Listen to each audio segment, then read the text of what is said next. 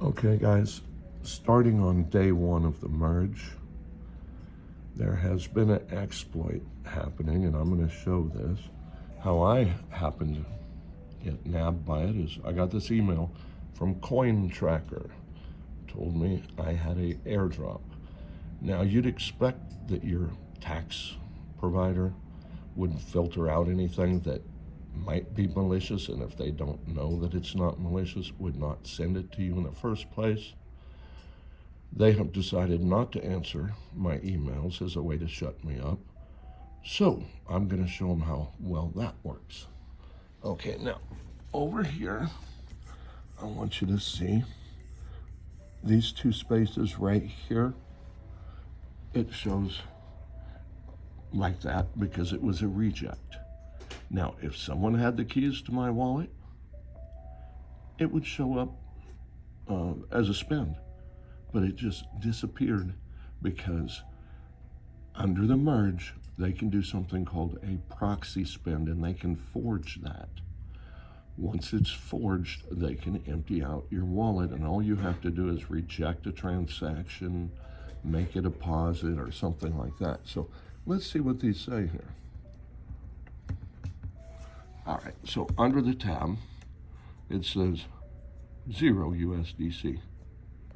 Okay, now one of them is for gas and one of them is for, of course, the spend. So let's see what the other one says. 0 USDC. Okay, but if we happen to follow the links through, let's go up here and just click this. I think this is the transaction ID. Oops, or let's go on the Block Explorer. Now, this used to show up with warning signs on it, with little triangles and stuff, and it said that this was not ordered by gas, that 0 spend and 0 gas was approved. However, as you can see right here, somebody went on chain. That happened to be me because I found out that under the merge, you have a certain limited amount of time to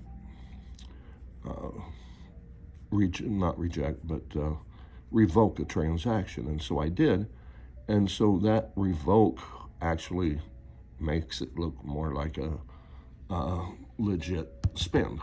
However, if you go into your contracts and stuff, it becomes pretty clear as what happened is Solidity became overwhelmed, kind of like a DDoS attack, except for I think this actually looks easier to do.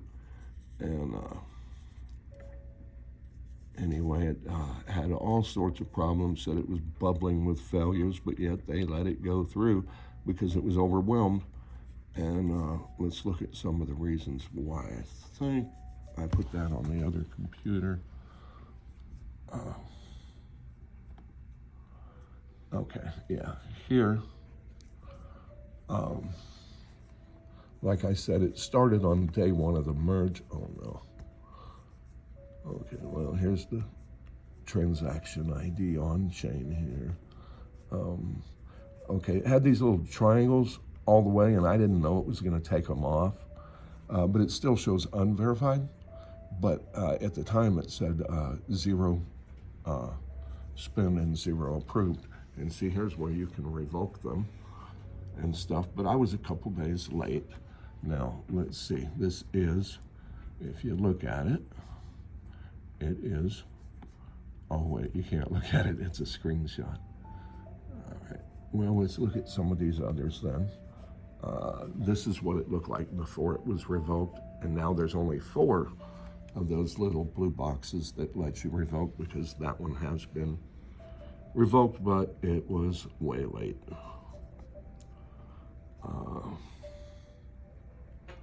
Okay, now, as I suspected, it was in the merge, and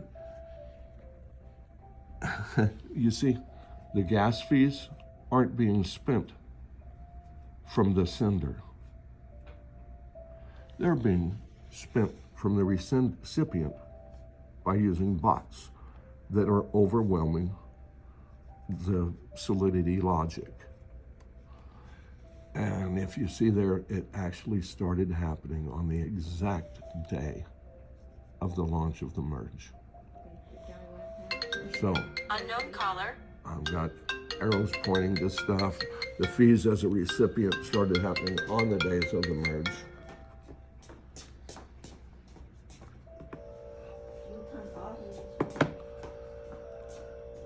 I have some other screenshots I wanted to show, so let's just go through them real quick. This is now I wrote 0 approval right there, but as you can see, there was 0 approved.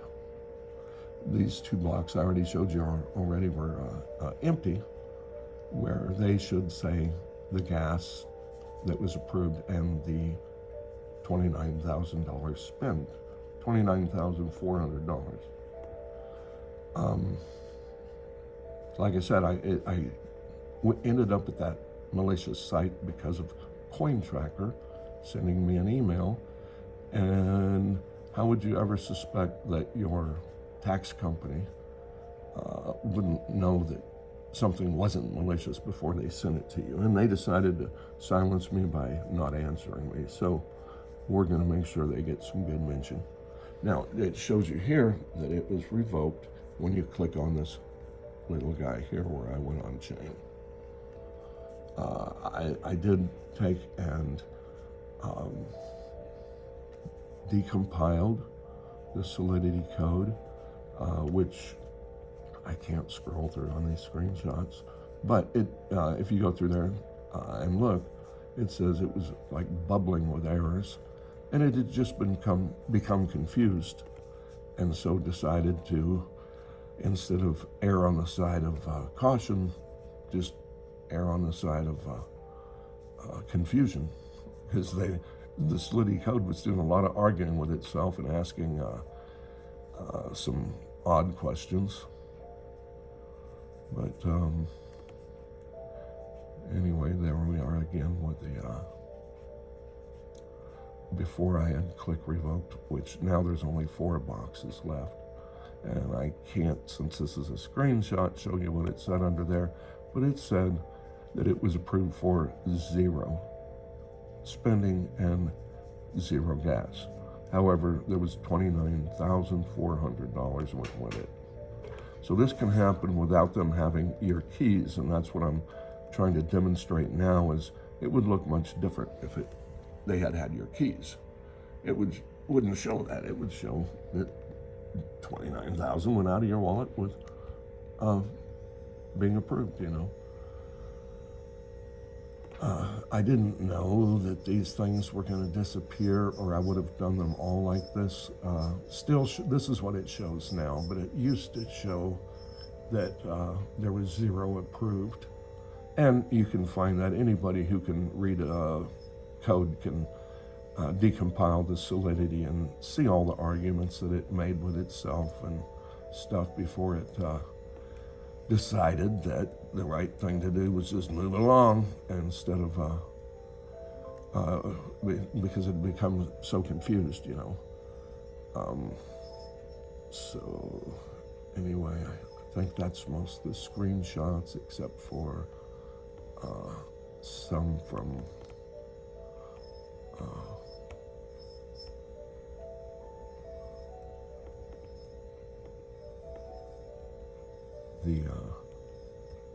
that I had sent to CoinTracker, telling them, you know, you should at least, here's some I drew up to show nothing was approved. Now, if they had the keys, it wouldn't go like that and still send out the money. But it shows nothing was approved, but sent it out anyway. Still shows it in my wallet. I wish it was still showing it on chain, but it isn't. Here's my tax program. Now, if you get an email from your tax program and you don't expect it to be malicious, and they say you have 239,205 coins, and you've been getting a lot of airdrops because of an ICO that you are involved in, you're going to go have a look. You're not going to think that you click reject on that site when you go to it, and I don't want you to go to it actually, because I don't want anybody else to have any problems. I'll probably do it in another video where hopefully it's still out. The guy's still trying to get away with stuff, and I'll see if I can do it with a small amount of money without losing too much on a new partition on my hard drive, and show how when you all you have to do is go to that site that Coin Tracker took you to in an email, you know, and you click to receive your free airdrop, and when you click that, your MetaMask app opens, and then it shows almost, for that particular transaction, almost a $900 fee for that free airdrop. So I naturally clicked reject and left the site.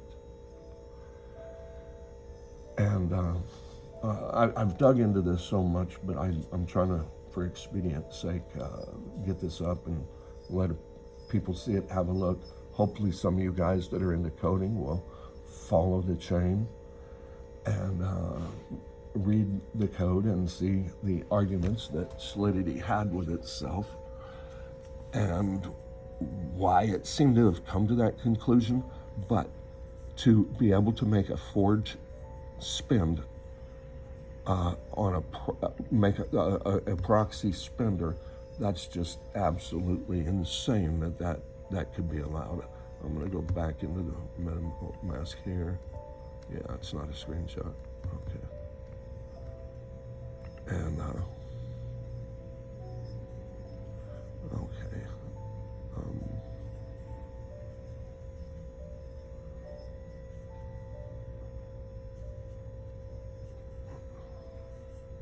Can't see nothing on this Apple.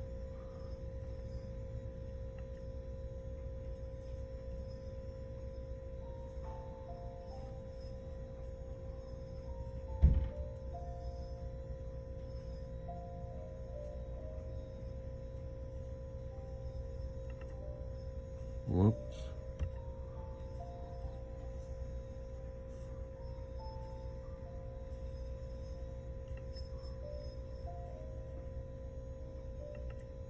There it goes. Okay. Expand the view. This is my public address. It's empty anyway, so anybody can email me and I'll give them the address, or I'll post it. You coders can look and see that the arguments in Solidity, and you can also see that they're allowed to, oh, that's what I was going to show here. Let's go here and look at this. On the Block Explorer.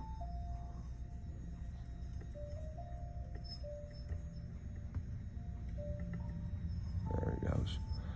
Okay. It has a spender and an owner of an address. Once you follow it along to the next step,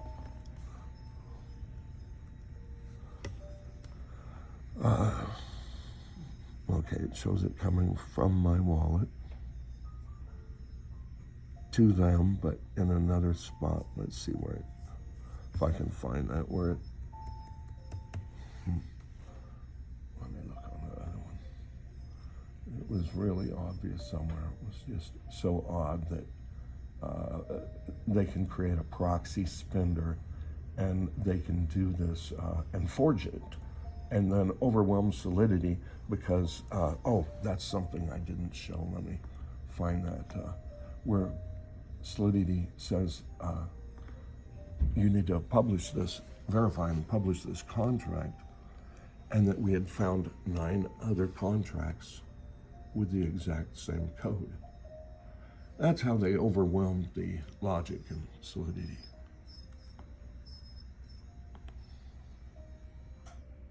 And here we go. Let's see.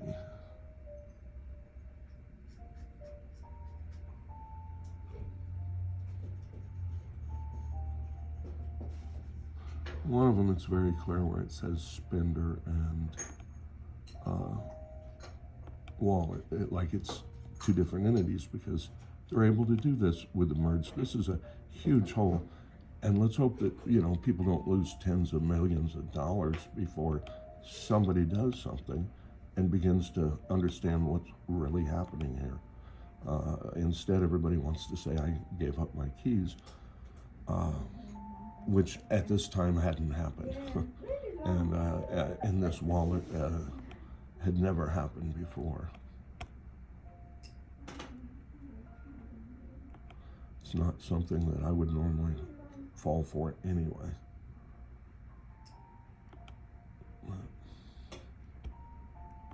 Oh, I need to.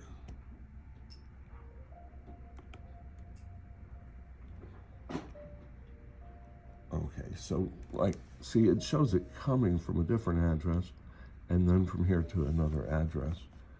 But there was one area where there was just so much to follow.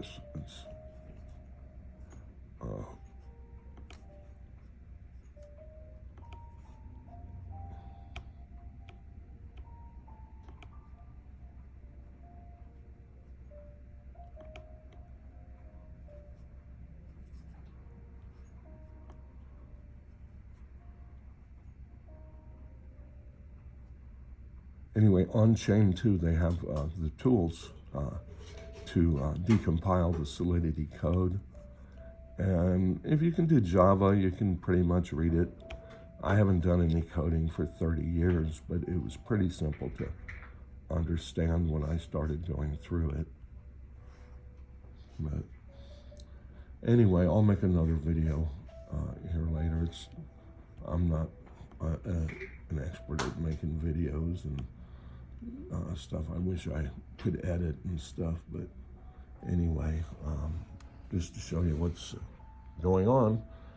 And so with this hole in the merge, I think they'd want to patch it really quick.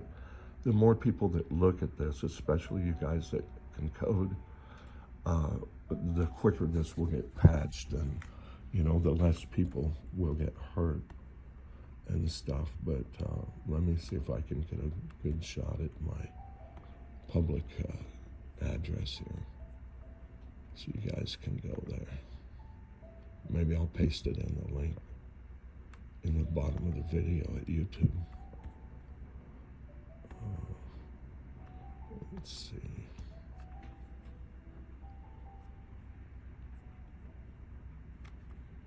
Let's just start over right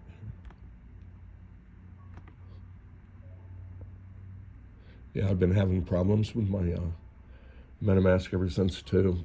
Evidently they have some bots on it, and those bots are blocking where I can't even make a deposit, which means that you know, they can get a lot of our ICOs that we have coming, that we've waited 1.5 years for. There's the public address. You know, we waited 1.5 years for the ICOs, and now these bots can scoop them up on chain without them ever hitting your wallet. And there's no way to defeat that. Well, there are ways to get around it, but our best man in crypto would have to decide that the people who believed in him, trusted him, invested in him, should get what they deserve, and not some piece of crap that is out there robbing people. Because unless he decides to do something about it, that's what will happen, and that don't seem like something that he would allow. Richard's always been pretty smart and good about things, and he's the best guy in crypto, so I'm sure he's not going to let that happen to his investors. All right, I'm going to load this up, and I'll try to see if I can get that site to do the same thing again. He may have, because of all the noise I've made about it, it may have been changed by now, which is what I would expect and hope, but you never know. All right, guys, thank you for watching. And please look, especially you coders, and everybody needs to be making some noise about this, because it could happen to you, or tens of millions could be lost in a time where the crypto market doesn't need any more bad publicity.